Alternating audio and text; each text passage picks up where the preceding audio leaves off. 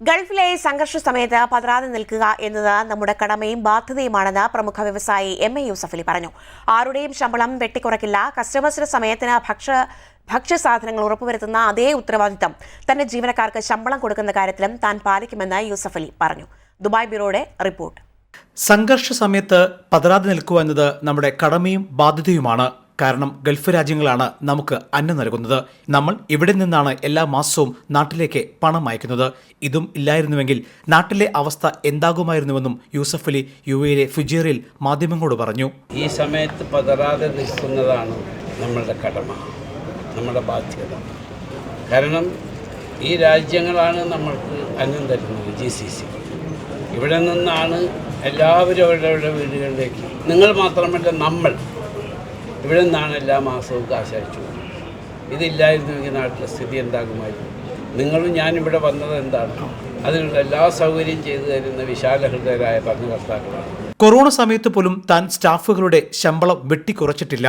അതിനാൽ ഈ സംഘർഷ സാഹചര്യത്തിലും ലുലുവിലെ ജീവനക്കാരുടെ ശമ്പളം കുറയ്ക്കില്ലെന്നും ഇതു സംബന്ധിച്ച ചോദ്യത്തിന് മറുപടിയായി യൂസഫലി കൂട്ടിച്ചേർത്തു. പലപ്പോഴും ഈ ഒരു ക്രൈസിസ് സിറ്റുവേഷൻ വരുമ്പോൾ ഈ കോർപ്പറേറ്റ് കമ്പനികൾ എങ്ങനെയാണ് ഹാൻഡിൽ ചെയ്യുന്നത് ലോകം ഉറ്റുനോക്കിക്കൊണ്ടിരിക്കുകയാണ് ജനങ്ങളൊക്കെ. പ്രത്യേകിച്ച് ഇപ്പോൾ ഒരു സാലറി കട്ട്, കമ്പനികൾക്കിടയിൽ ശമ്പള വർധന ഇല്ലാതാകുന്നു, സാലറി കട്ട് ചെയ്യുന്നു, കുടുംബങ്ങൾ നിർബന്ധമായി നാട്ടോട്ട് പോകുന്ന അവസ്ഥ വരുന്നു. അങ്ങനെയൊക്കെ വരുമ്പോൾ ലുലു എങ്ങനെയാണ് ഈ വിഷയത്തെ ഹാൻഡിൽ ചെയ്യുന്നത്? ഈ കൊറോണ ഉണ്ടായപ്പോൾ നേരത്തെ എൽവിസ് പറഞ്ഞ മാതിരി പല കമ്പനികളും ശമ്പളം കുറച്ചു. പക്ഷേ എൻ്റെ കൂടെയുള്ള എൻ്റെ സഹപ്രവർത്തകർക്ക് ഒരു പൈസ പോലും ഞാൻ കുറച്ചിട്ടില്ല, കുറയ്ക്കുകയില്ല. ഈ ക്രൈസിസിലും സമയത്തിന് എൻ്റെ സഹപ്രവർത്തകർക്ക് ശമ്പളം കിട്ടും ഒരു വ്യത്യാസം ഉണ്ടാവില്ല. ഞങ്ങളുടെ കയ്യിൽ ഈ സമയത്ത് കാശില്ലാത്ത സ്ഥിതിയാണെങ്കിൽ ബാങ്കിൽ നിന്ന്, കൊറോണ കാലഘട്ടത്തിൽ ഞാൻ ബാങ്കിൽ നിന്ന് എടുത്തിട്ടാണ് ശമ്പളം കൊടുക്കുന്നത്. കാരണം അവരുടെ കുടുംബം അതിനുവേണ്ടി കാത്തിരിക്കുക.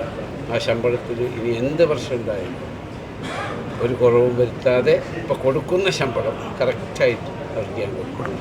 UAEയിലെ വടക്കൻ നഗരമായ ഫുജൈറയിലെ ലുലു മാളിൽ ഫുജൈറ മുനിസിപ്പാലിറ്റി അധികൃതർ ഭക്ഷ്യസാധനങ്ങളുടെ ലഭ്യതയും വിലയും പരിശോധിക്കാൻ എത്തിയപ്പോഴാണ് യൂസഫലി ഇക്കാര്യങ്ങൾ വ്യക്തമാക്കിയത്.